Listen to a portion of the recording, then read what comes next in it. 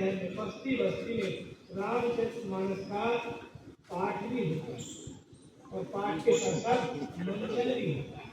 जिस समाज को ये आगाह कर रही है तो भाई हमको कहाँ रहना है, कहाँ नहीं रहना है, एक प्रकार का हमें चाहिए। तब हर को पर्याप्त मात्रा में सकता है। कहीं सभी के पूजा होती है, कोई सभी का जहाँ पर अर्जुन ने अपने शस्त्रों को रखा था उसी सभी के पूजा।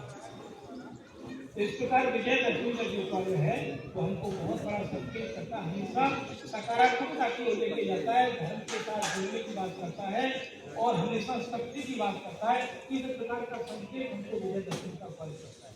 और अपने यहाँ कोई शब्द बोला जाता है अवलोकन, इसका अर्थ ये है हम इस समय कहाँ हैं और हमको कहाँ होना चाहिए, अपना अवलोकन करते रहना, ये पुनरावलोकन। इसका अर्थ ही है कि हम अपने को ये देखें कि हम हैं कहाँ पर, ये हमको संकेत होता है। हमको ध्यान आता है कि राष्ट्रीय 27 सितंबर था सन 1925 और तिथि विजयादशमी। आज ही के दिन डॉक्टर जी ने यानी विजयादशमी के दिन 17 क्रांतिकारियों को लेकर के जो क्रांतिकारी भाव रखते थे, भावना को रखते थे, ऐसे समाज में कुछ परिवर्तन होना चाहिए, ऐसे कुछ लोगों को साथ लेकर के अपने घर में जो मीटिंग की थी, बैठक की थी, उसी मीटिंग का ये परिणाम आज हम 100 वर्षों की यात्रा को मना रहे हैं। और वो हमको ध्यान आना चाहिए कि 17 जो लोग थे उनको नहीं, जो समाज के जो लोग थे, जो मोहल्ले के लोग थे, उनको नहीं पता थी कि आज का जो स्वरूप है ऐसा स्वरूप खड़ा हो जाएगा। वो 17 लोग थे, उनके साथ बैठ करके विचार हुआ, विमर्श हुआ, समाज के हित के लिए हमको क्या करना चाहिए और हम क्या थे और इसीलिए हमको क्या प्राप्त करना है। कि सारी भावना के साथ में उस मोहल्ले के लोगों ने भी ऐसी एक उपेक्षा की हुई है। वास्तव में उस उपेक्षा का ये करना रहा कि सबने उसको स्वीकार नहीं किया। उपेक्षा मोहल्ले के लोगों ने की और मोहल्ले के लोगों ने उपेक्षा नहीं की उस संघ की स्थापना को लेकर के, और उस नागपुर शहर ने भी उपेक्षा की। और उस उपेक्षा का परिणाम क्या हुआ? उस उपेक्षा का परिणाम उनको नहीं पता कि उसका एक स्वरूप इतना अच्छा खड़ा होगा कि वही उपेक्षा कभी संघर्ष में बदलेगी और संघर्ष के बाद फिर वही उपेक्षा सहयोग में बदलेगी और समर्थन में बदलेगी।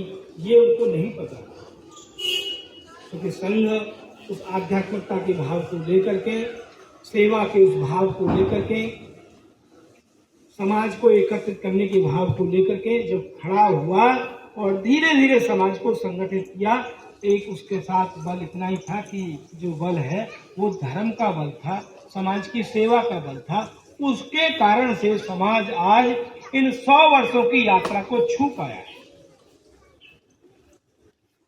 आप देखिए दूसरी तरफ एक दृश्य, जब कोई भी संस्था बनती है तो वो संस्था सबसे पहले अपना नामकरण करती है, अपना संविधान बनाती है, अपना ऑफिस बनाती है, अपना कार्यालय बनाती है, अपने कर्मचारी नियुक्त करती है, अपना क्षेत्र, अपना फील्ड नियुक्त करती है।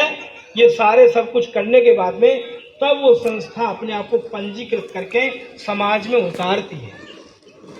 आज बहुत सारी संस्थाएं बनती हैं, बिगड़ती हैं, अखबारों के उन पन्नों में भी आती हैं, और बहुत सारी संस्थाएं केवल सहायता के लिए बनती हैं, दूसरों से सहयोग लेने के लिए बनती हैं, अखबारों में छपने के लिए बनती हैं। ऐसी बहुत सारी संस्थाओं के नाम हम पढ़ते रहते हैं, और हम ये भी देखते हैं कि बहुत सारी संस्थाएं आपस में बच्चों के बीच में बट करके ही रह जाती हैं, अनुयायियों के बीच में बट करके ही रह जाती है, संघर्ष रत हो जाती है, आपस में बढ़ जाता है, संपत्ति का बंटवारा हो जाता है। परंतु संघ के संबंध में थोड़ा सा विचार कीजिए, थोड़ा बैक पीछे जाइए इतिहास में, तो ध्यान में आता है कि संघ का जो स्वरूप है, संघ जिस दिन स्थापित हुआ था, न उसके नाम की कोई चर्चा थी, न कोई संविधान की चर्चा थी, न कोई नियम कानून की रीति नीति पद्धति की कोई चर्चा थी।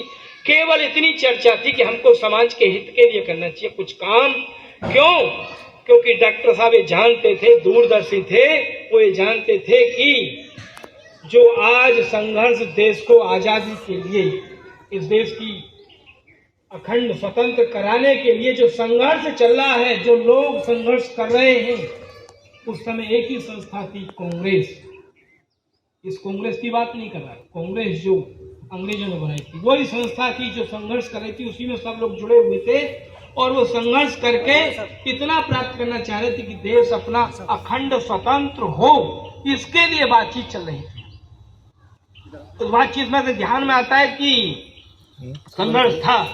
डॉक्टर जी भी जानते थे कि देश स्वतंत्र हो जाएगा, स्वतंत्रता को प्राप्त करने